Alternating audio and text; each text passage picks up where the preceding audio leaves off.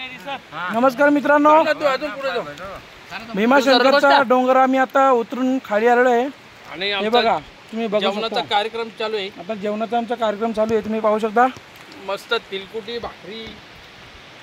भाकरी वगैरे भाजी पण दाखव ना, जेवायला दाखव ना. हे बघा मस्त राबाडा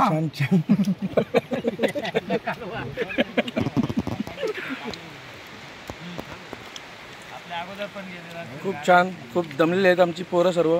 मी सुद्धा खूप दमलेलो आहे